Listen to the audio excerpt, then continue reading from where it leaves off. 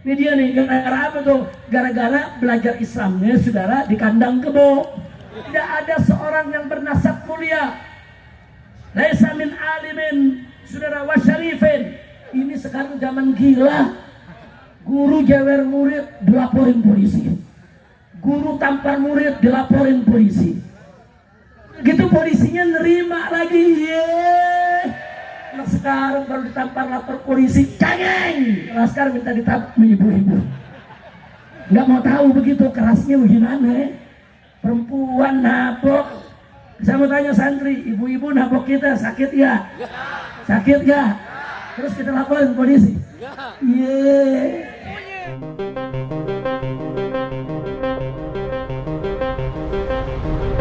Ada konferensi Palestina Internasional digelar kembali.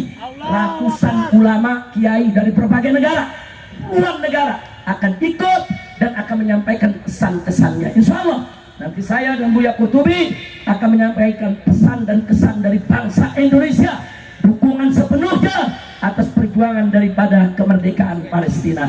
Nah maka itu saya mau tanya sekali lagi di sini, sudah bela Palestina? Jawab yang kompak, bela Palestina, dukung Palestina, takbir, takbir, sallu ala nabi. Nah sekarang saudara, sebelum saya akhiri, saudara, saya punya ceramah. Saya ingin tunjukkan kepada saudara-saudara di sini bagaimana perjuangan pondok-pondok pesantren di Indonesia. Saya mau kasih tahu dan semua ini harus tahu, dan insya Allah nanti ini akan kita cetak dan kita bagikan ke umat saudara. Akan kita kirim juga lewat PDF untuk bisa dibaca oleh siapapun saudara. Jadi pondok pesantren di Indonesia itu sudah banyak lahir sebelum Indonesia lahir. Catat itu Pak Bu ya. Umur Indonesia sekarang 80 tahun, betul? Ayo semua harap duduk lagi. Ini penting informasi. Silakan duduk lagi. Sebentar lagi baru kita tutup. Duduk biar berkah semua. Pokoknya yang duduk kita doain biar lakinya nggak kawin lagi. Amin. Amin. Yang duduk biar lakinya nggak kawin lagi. Amin. Biar lakinya setia, harmonis, dapat keturunan solehin dan solehat. Nah, lanjut. Nah baik saudara, baik. Mari saya tunjukkan saudara. Dalam sejarah Aceh saudara, semenjak ada kerajaan Islam Perak jauh sebelum Belanda datang, saudara, di Aceh sudah ada puluhan pondok pesantren. Walaupun pondok-pondok pesantren tersebut yang begitu tua, banyak yang dibongkar oleh Belanda, diserbu, dibakar saudara, sehingga pondok-pondok pesantren tersebut saudara banyak yang rata dengan tanah. Tapi yang saya mau catat, pesantren sudah ada sebelum Indonesia lahir, betul? Nah sekarang kita lihat di Pulau Jawa nih saudara, di tahun 1475, catat 1475 miladiah saudara, sudah lahir pondok pesantren tertua di Jawa. Artinya dan sekarang masih ada, umurnya 550 tahun. Tua tidak? Tua. Indonesia lahir baru berapa tahun? 80. Pesantren 550 tahun. Mana lebih dulu? Pesantren. Mana lebih dulu? Pesantren. Mana lebih tua? Pesantren ini masih ada sampai saat ini. Pondok pesantren Al-Kahfi Somalanu di Kebumen, Jawa Tengah. Baik, yang kedua, langsung saja menyingkat waktu saudara. Yang kedua, atau saudara, yang pertama tadi Aceh, yang kedua barusan di Jawa Tengah. Sekarang yang ketiga, tahun 1609 berdiri pondok pesantren Luhur Dondong di Semarang. Umurnya sekarang sudah 416 tahun. Tua tidak? Yang keempat, pondok pesantren saudara Nazhatut Tullab di Sampang, Madura, berdiri tahun 1702. Umurnya saat ini 323 tahun. Tua tidak? Mana lebih dulu dari Indonesia? Pesantren. Mana lebih dulu? Pesantren. Baik, saya lanjutkan saudara. Yang kelima saudara, di tahun 1705 di Cirebon berdiri pondok pesantren Babakan Ciwaringin, saudara. Nah, Babakan Ciwaringin saat ini umurnya, saudara, 320 tahun.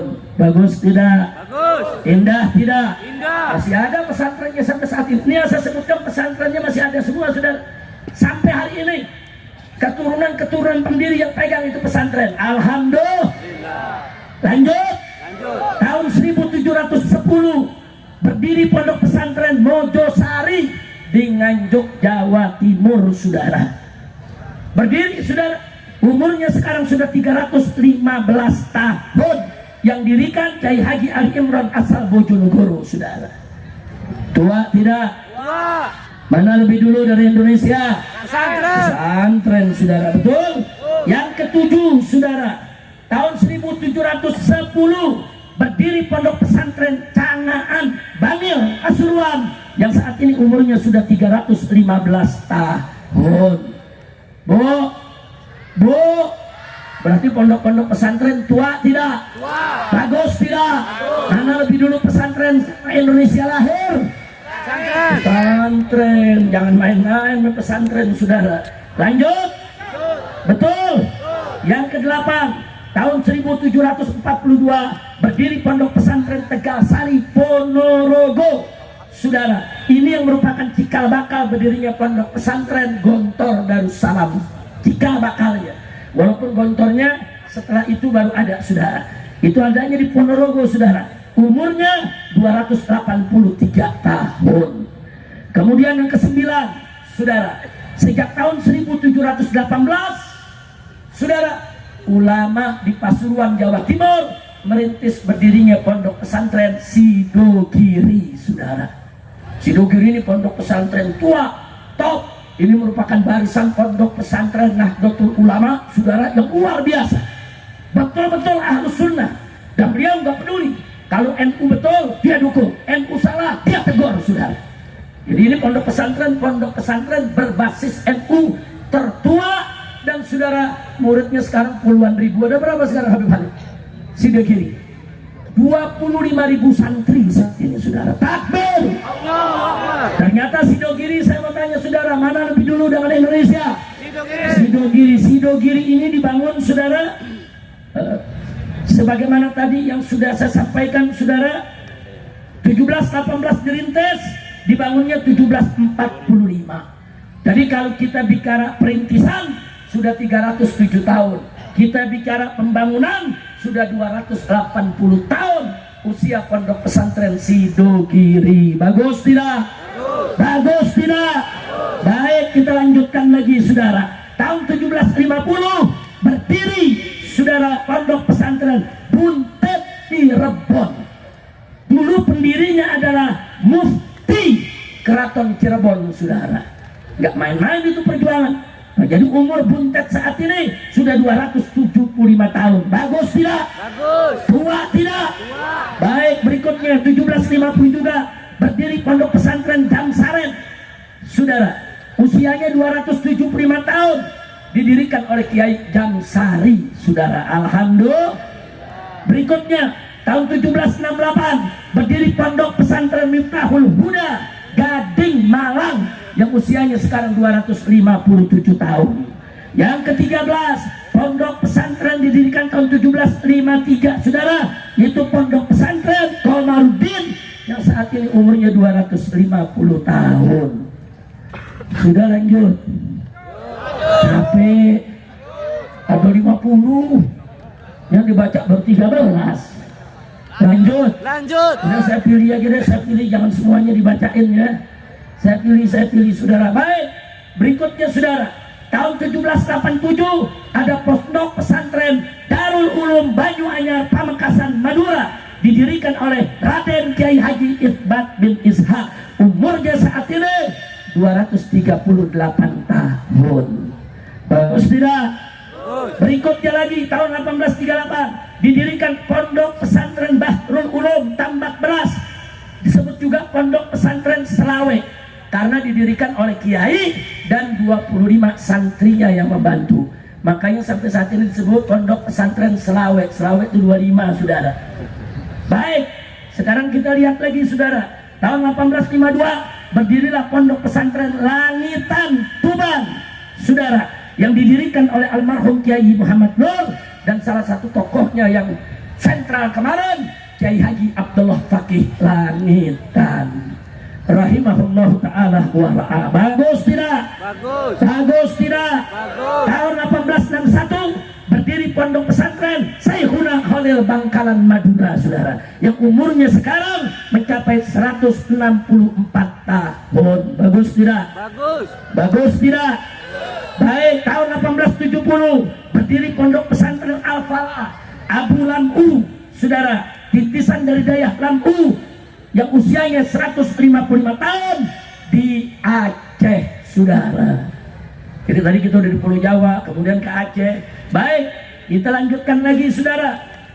Tahun 1885 Pondok Pesantren Darul Ulum Jombang didirikan oleh Kiai Haji Tamim Irsyad dari Bangkalan, saudara.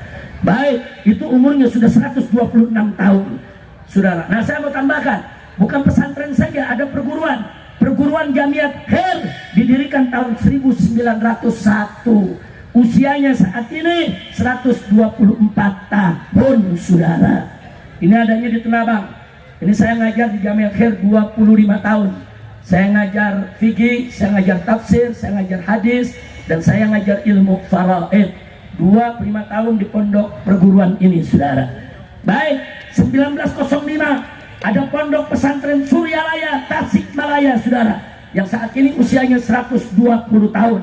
Pendirinya Syekh Abdullah Mubarak bin Nur Muhammad yang dipanggil Abah Sepuh, yang terakhir dilanjutkan oleh Abah Anom, saudara. Alhamdulillah. Baik, lanjut. Kita masuk ke Banten sekarang, saudara. Tahun 1908 berdiri Pondok Pesantren Riyadul Awamil, Kampung Cangkudu, Desa Sukamana, Kecamatan Baros, Kabupaten Serang, Banten. Usia pondoknya sudah 117 tahun, yang didirikan oleh Abuya Kiai Haji Muhammad Siddiq. Takbir. Takbir. Ini saya cerita cuma pesantren, kalau majelis nggak usah diceritain. Dari zaman Syekh Nawawi Al-Bantani, bahkan sebelumnya majelis itu udah banyak. Dari zaman Sultan Hasanuddin memindahkan ibu kota dari Cirebon ke Serang, Banten, saudara. Itu dengan restu daripada Sultan Hasanuddin Al-Bantani, saudara, majelis taklim dibuka di mana-mana. Jadi yang saya cerita bukan majelis nih, bukan masjid. Kalau masjid lebih dulu dari pesantren, majelis lebih dulu dari pesantren. Yang saya cerita cuma pesantren doang, saudara. Oh, kalau mau cerita jasa ulama, bukan pesantren aja, saudara. Majelis taklimnya, masjidnya, musolahnya besar tidak? Besar. Jasa ulama kita besar tidak? Besar. Besar tidak? Besar. Takbir. Akbar. Saudara, dulu ulama-ulama kita di zaman penjajahan, siang buka kitab, ngaji bersama santri, malam panggul senjata menyerang posko-posko penjagaan Belanda, saudara. Dan terkenal dulu, saudara, ada perang Cilegon, betul. Ada perang di Banten ini, betul. Bahkan dulu di Cilegon, saudara, gara-gara apa? Belanda larang azan dikumandangkan pakai speaker, saudara. Dilarang, nggak boleh, saudara, nggak boleh. Apa yang terjadi? Masyarakat Banten sama ulama, saudara, angkat senjata perang lawan Belanda. Gara-gara azan dilarang, saudara, perang masyarakat Banten. Akhirnya masyarakat Banten menang. Azan boleh dikumandangkan lagi, saudara. Takbir. Takbir. Kemarin ada menteri mau larang, saudara. Apa dia bilang? Saudara, itu azan dianggap kayak gonggongan anjing. Dia bilang kalau di komplek ada gonggongan anjing kan itu mengganggu orang tidur. Saudara, ya Allah, tahu? Tahu menterinya? Tahu. Jangan sebut nama. Tapi yang disebut benar, iya memang dia. Kacau tidak? Kacau tidak? Dia nggak tahu kalau orang Banten marah, betul? Saya mau tanya, kalau di Banten, saudara, azan dilarang, semua orang Banten saya tanya, siap berjuang? Siap perang? Kurang ajar, ini negeri mayoritas Muslim, saudara.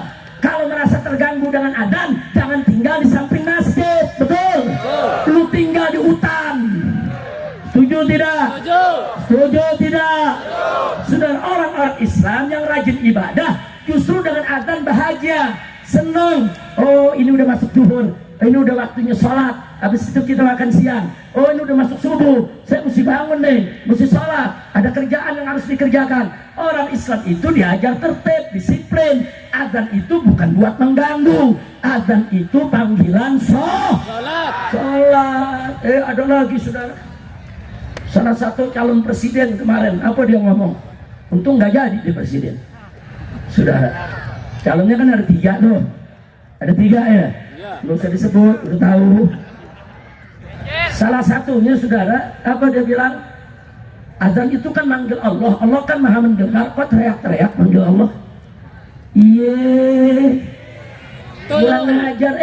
Adzan itu bukan manggil Allah. Adzan itu manggil manusia, manggil umat Islam supaya tegakkan sholat. Betul? Betul.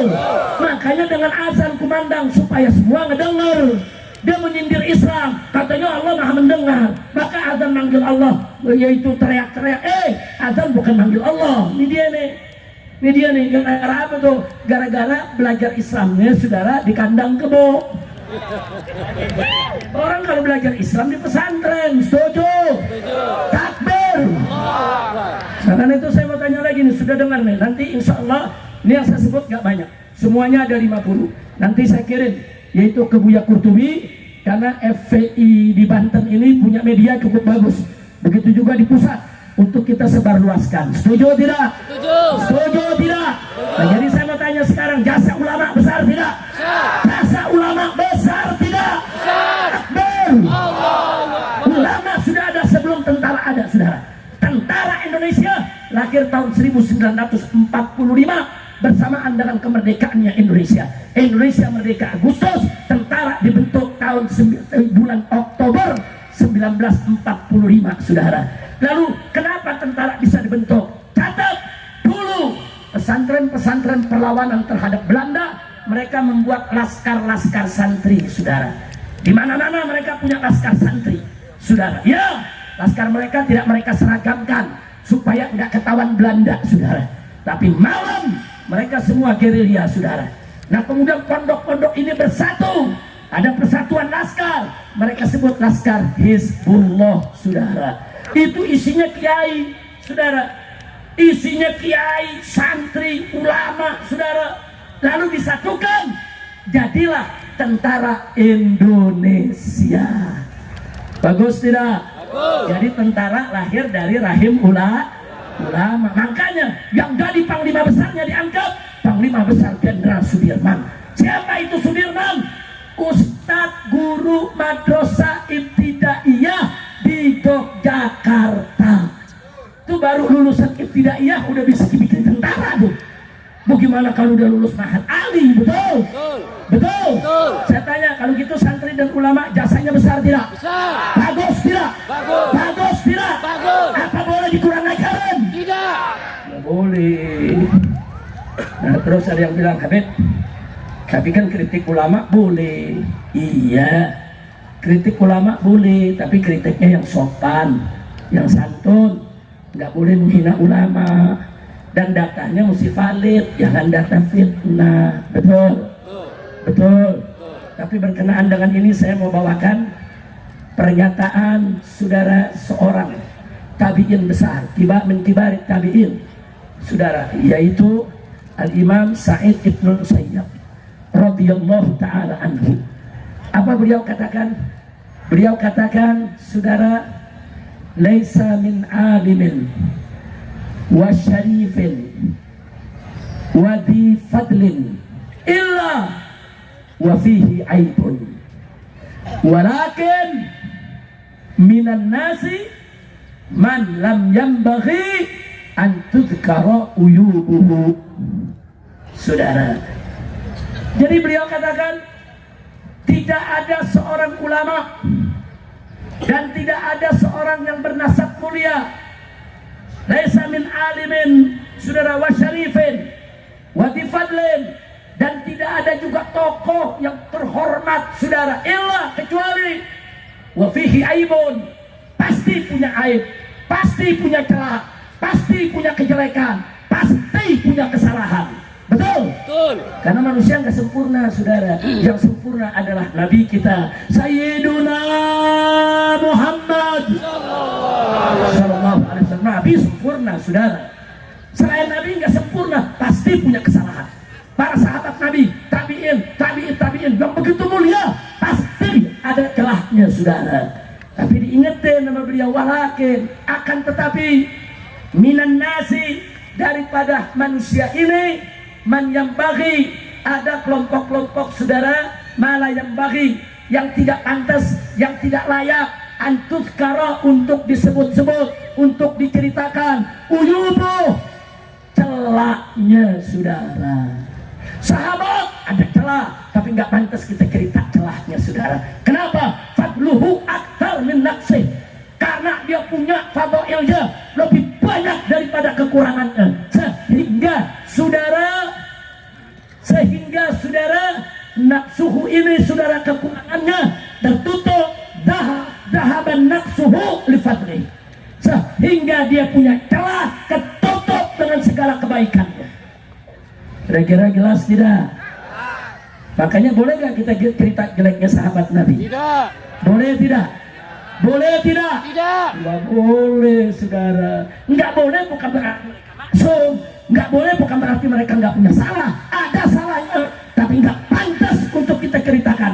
Kenapa nggak pantas? Karena kedudukan mereka mulia, dicinta Nabi, disayang Nabi, diridhoi Allah, sehingga kebaikannya, saudara, akan mampu untuk menghapus kekurangannya. Betul? Betul. Betul. Betul.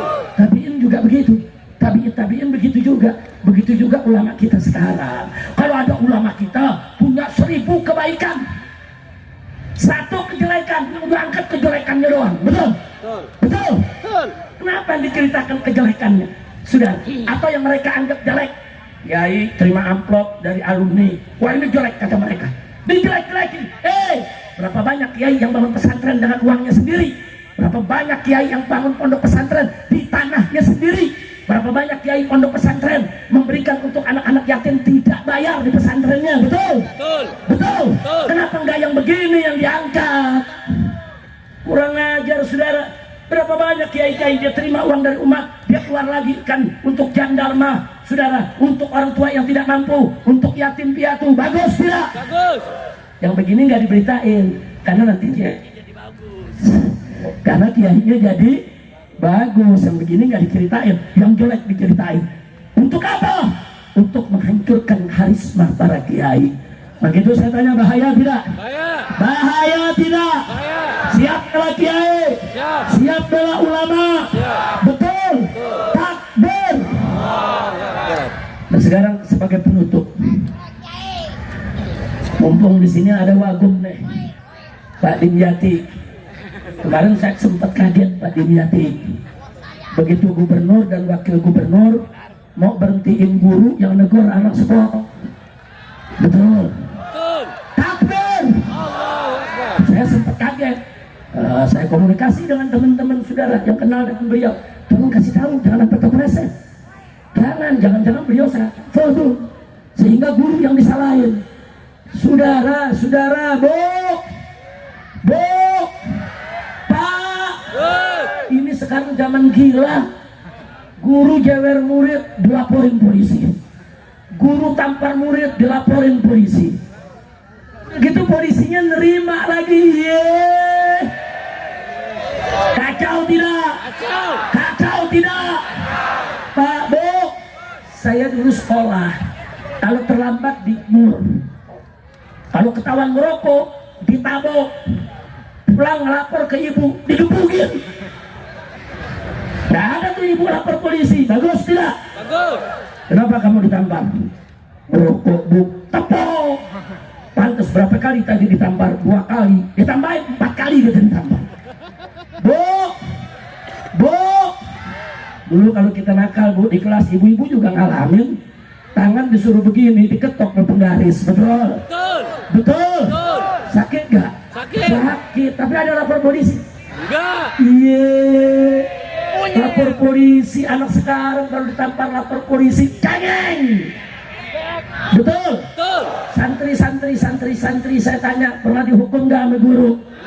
Pernah dihukum nggak? Ditampar pernah ditampar?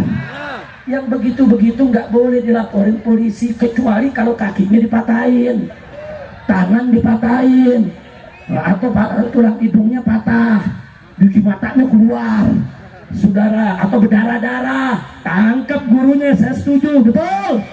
Betul? Jawab yang kompak. Betul?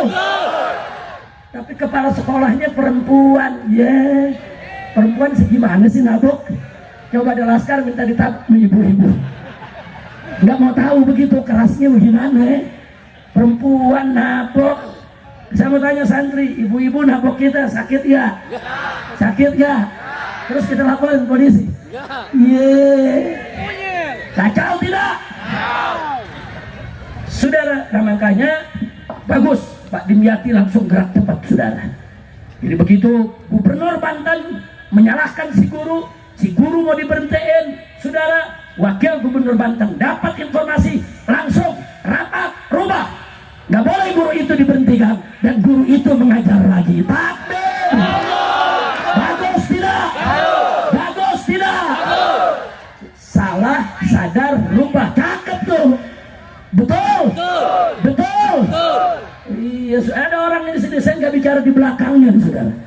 Ada orang yang jangan, nggak boleh guru-guru main diberhentiin aja. Makanya saya minta kepada DPP FPI, saudara, untuk segera minta kepada pemerintah dan DPR membuat rancangan undang-undang perlindungan tokoh agama dan para guru. Setuju? Takbir! Supaya nggak ada lagi ulama yang dikriminalisasi. Betul? Nggak ada lagi kiai yang dikriminalisasi. Betul? Nggak ada lagi guru gara-gara menghukum murid di penjara. Betul? Betul?